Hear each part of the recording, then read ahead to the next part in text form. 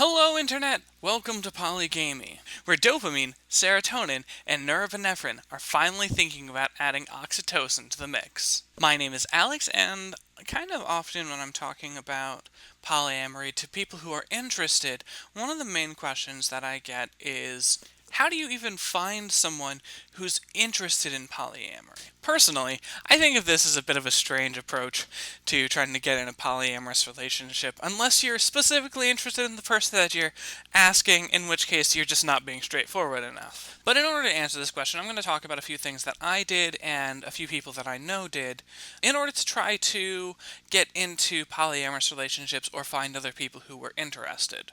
The first approach is to be as open and honest as possible about what you want. When I wasn't in a polyamorous relationship, but I decided that I wanted to try polyamory, I just kind of talked about it. I did research, I looked up what polyamory is, I joined a few groups on Facebook that talked about polyamory itself, and I just spent as much time talking to my friends and my family and just anyone who would sit there and listen for more than 30 seconds about polyamory itself.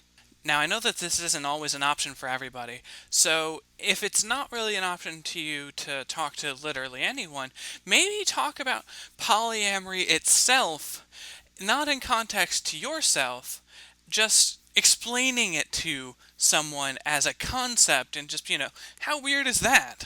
This could be a great way to open up the conversation between you and someone else.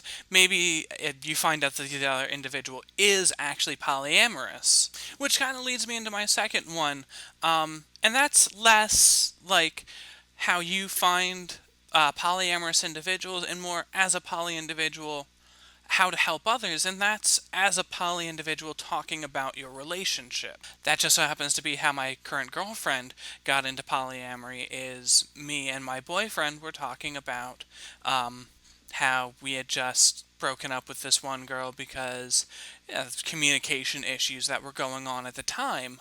She just so happened to feel confident enough to be like, hey, maybe I could fill that position, just kind of as a joke, and it ended up working out rather well for all of us. Beyond simply just talking about it with whomever will listen, or maybe explaining it to individuals, there are in some cities, you'll find groups dedicated to polyamory. You'll be more likely to find them on Facebook or on online forums, but you might be able to find groups within your own city.